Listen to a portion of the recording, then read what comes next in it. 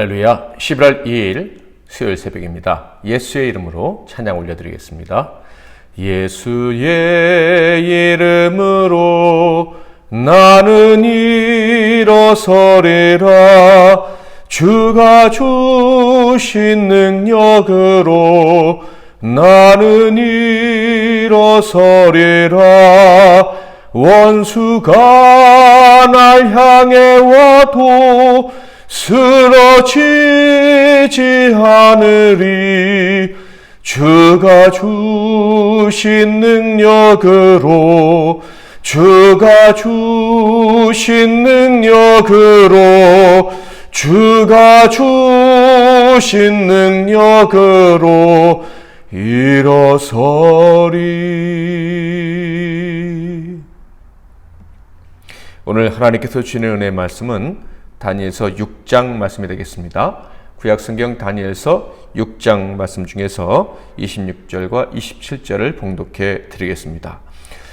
내가 이제 조서를 내리노라. 내 나라 관할 아래에 있는 사람들은 다 다니엘의 하나님 앞에서 떨며 두려워할지니 그는 살아계시는 하나님이시요 영원히 변하지 않으실 이시며 그의 나라는 멸망하지 아니할 것이요 그의 권세는 무궁할 것이며 그는 구원도 하시며 건져내기도 하시며 하늘에서든지 땅에서든지 이적과 기사를 행하시는 이로써 다니엘을 구원하여 사자 입에서 벗어나게 하셨음이라 하였더라.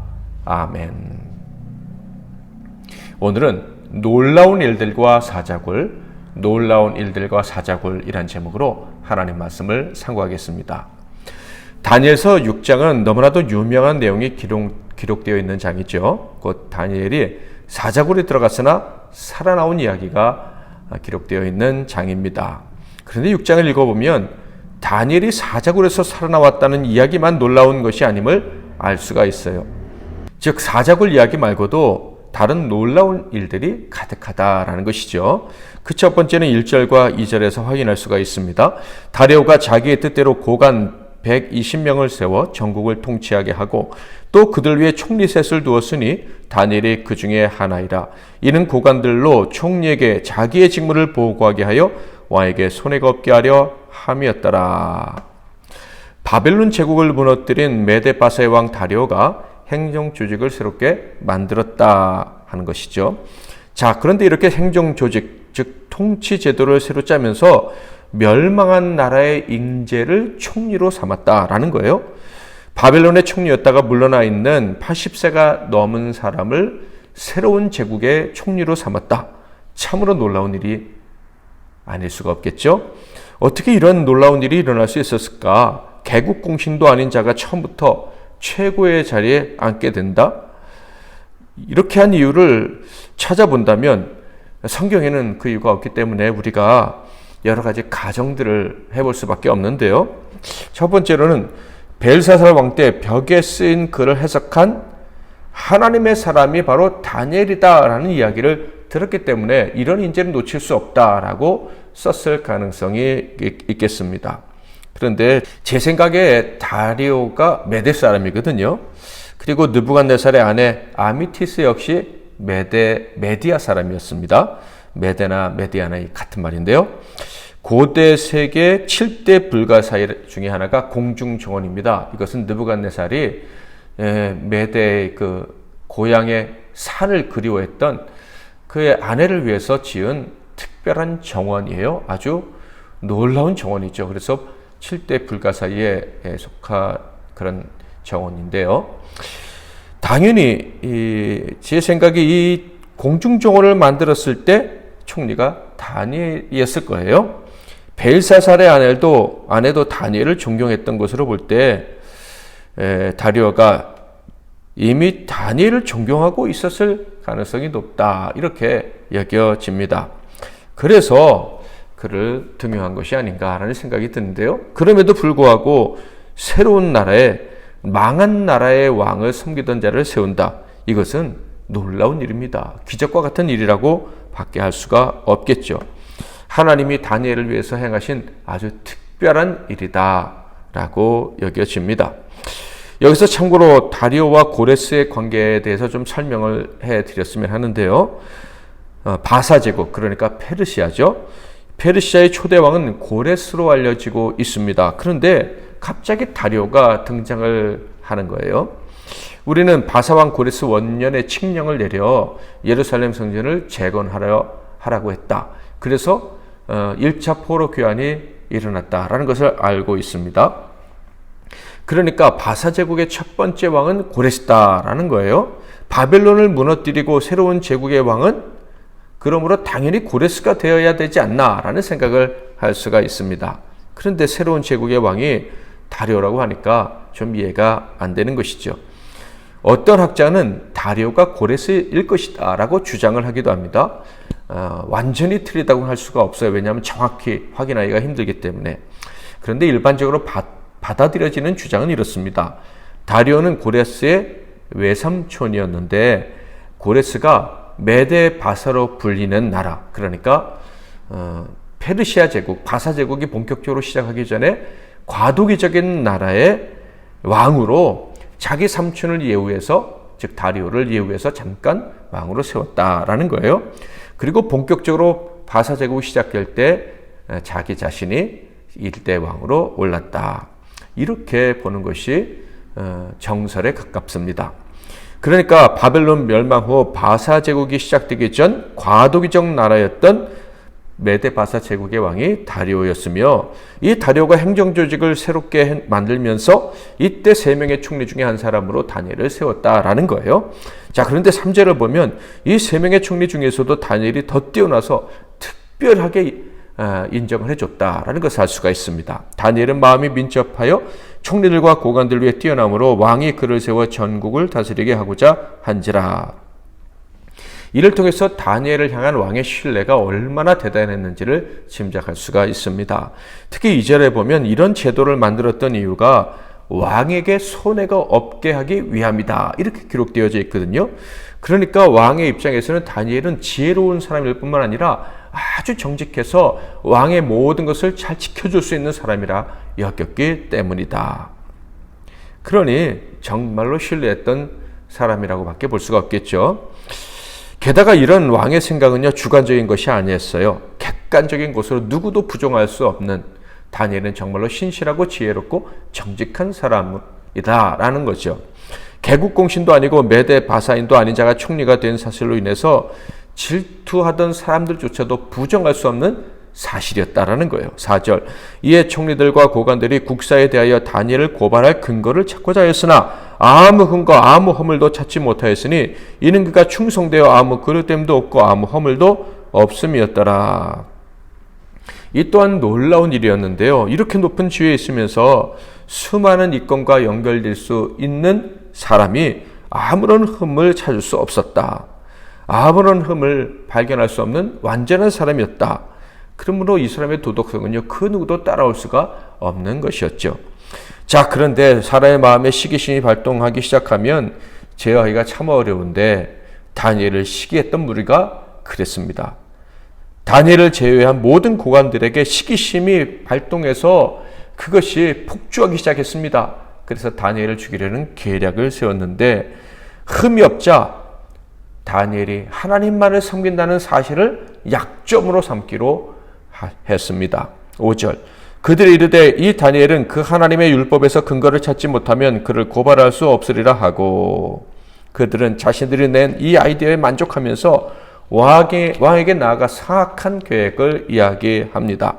그것은 왕이 조서에 도장을 찍는 그날부터 30일 동안 왕 외에 다른 신에게는 절대 기도하지 못하게 하자라는 거예요. 그리고 만약에 그 기간 동안 다른 신에게 기도하면 사자굴에 던지자고 제안을 합니다. 자, 그런데 이 조서가 찍힌 그날 악한 자들을 경악하게 하고 또 쾌재를 부르게 하는 일이 발생하게 됩니다. 10절을 볼까요?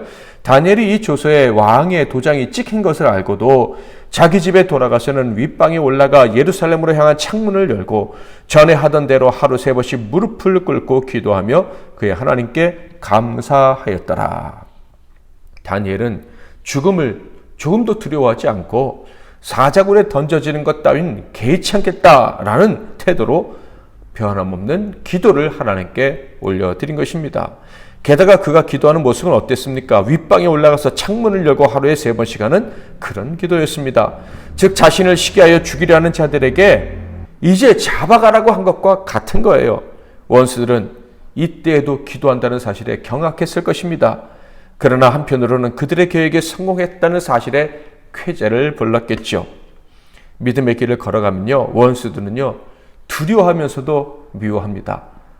두려워하면서도 미워하는 그들을 우리는 불쌍히 여겨야 할 거예요. 자, 이때 다니엘의 기도 내용은 또 어땠습니까? 구체적인 내용은 알 수 없지만 핵심은 감사였다라는 거예요. 그가 매일 기도한 이유는 무엇이겠습니까? 당연히 하나님의 언약의 성취를 위해서 기도했겠죠. 하나님이 약속하신 대로 이 백성이 가나안 땅에 돌아가서 하나님을 온전히 예배할 수 있게 해달라. 그것이 가장 중요한 기도 제목이었을 것이고, 또 비록 우리가 포로 생활 중에 있지만 하나님께서 기억하시고 살려주셔서 이렇게 일상을 누리게 해주시니 감사합니다 하는 것이 중요한 기도 제목이었을 거예요. 그런데 지금은 어떤 때입니까? 하나님께서 위기의 때 막아주지 않으셔서 노년에 비참하게 사자의 밥이 될 그런 때 아닙니까? 그런데 바로 그때에도 그는 하나님을 기뻐하면서 내가 하나님을 의지할 수 있다는 사실, 내 생명을 하나님께 맡길 수 있다는 사실에 기뻐하면서 감사 기도를 올려드렸다는 것입니다. 사랑하는 성도 여러분, 하나님께 맡길 수 있다는 것, 하나님께 나의 지금, 내일, 미래, 생명을 맡길 수 있다는 사실, 그 사실 하나만으로도 우리는 감사할 이유가 충분하다는 것을 잊지 말아야 할 것입니다. 원수의 계획은 성공했습니다. 그들은 곧장 왕에게 다니엘의 행위를 고발했죠. 왕은 그 순간 신하들의 계략을 눈치챘습니다. 그래서 어떻게 해서든지 다니엘을 살리려고 궁리를 했습니다만 신하들은 왕을 독촉합니다. 왕의 인장을 찍어내린 조선은 물릴 수 없는 게 우리의 법입니다. 그래서 왕은 저녁까지 버티다 결국 이렇게 명을 내릴 수밖에 없었죠. 16절. 이에 왕이 명령하며 다니엘을 끌어다가 사자굴에 던져넣는지라 왕이 다니엘에게 이르되 내가 항상 섬기는 너의 하나님이 너를 구원하시리라 하니라. 그런데 바로 이때 왕이 놀라운 말을 덧붙입니다. 다니엘이 섬기는 하나님께서 다니엘 너를 구원하실 것이라는 믿음의 고백을 다니엘에게 한 것이죠. 다리오가 하나님에 대한 신앙의 정도가 어느 정도였는지는 알 수 없습니다. 그러나 분명한 것은 다니엘의 믿음은 인정하고 있었다라는 거예요. 다니엘은 자신의 생명의 구원자는 하나님의 밖에 없다는 것을 인정하며 살았습니다. 그래서 두려움 없이 기도했습니다. 놀랍게도 이를 본 왕이, 세상의 왕이 다니엘의 이 믿음은 열매를 거둘 것이라고 생각을 했다라는 거예요. 여기까지만으로도 다니엘 한 사람을 통해서 하나님이 얼마나 놀라운 일들을 많이 행하셨는지를 확인할 수 있습니다. 그런데 또다시 놀라운 일이 일어났죠. 다니엘을 굴에 넣고 굴을 돌로 봉해 버리자 왕은 어쩔 수 없이 침소로 돌아가게 됩니다. 그러나 그는 잠을 이룰 수 없었고요. 새벽에 일어나 사자굴로 달려갑니다. 다니엘이 유일한 생명의 주관자로 믿고 있는 하나님이 살려주실지도 모른다는 놀라운 생각을 한 거예요. 자, 그런데 어떻게 되었죠? 20절부터 22절. 다니엘이 든 굴에 가까이 이르러서 슬피 소리질러 다니엘에게 묻되 살아계시는 하나님의 종 다니엘아, 내가 항상 섬기는 내 하나님이 사자들에게서 능히 너를 구원하셨느냐 하니라. 다니엘이 왕에게 아뢰되 왕이여 원하건대 왕은 만수무강하옵소서.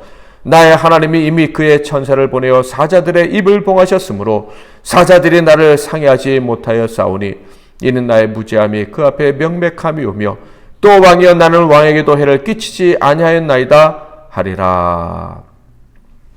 놀랍게도 왕은 하나님이 다니엘을 살려주실 것을 기대하면서 사자굴에 새벽에 갔지요. 그런데 하나님이 그를 살려주셨음을 확인하게 됩니다.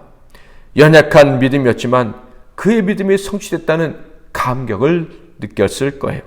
당연히 다니엘은 살아나왔고 그를 모함했던 자들이 대신 사자굴에 던져졌는데 사자들은 그들의 몸이 땅에 닿기도 전에 뼈까지 으스러뜨렸다라고 성경은 말씀하고 있습니다.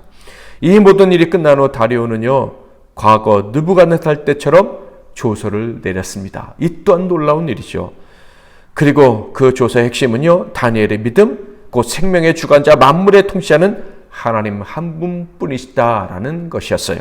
26절 27절 내가 이제 조서를 내리노라. 내 나라 관할 아래에 있는 사람들은 다 다니엘의 하나님 앞에서 떨며 두려워할지니 그는 살아계시는 하나님이시요 영원히 변하지 않으실 이시며 그의 나라는 멸망하지 아니할 것이요 그의 권세는 무궁할 것이며 그는 구원도 하시며 건져내기도 하시며 하늘에서든지 땅에서든지 이적과 기사를 행하시는 이로써 다니엘을 구원하여 사자의 입에서 벗어나게 하셨음이라 하였더라.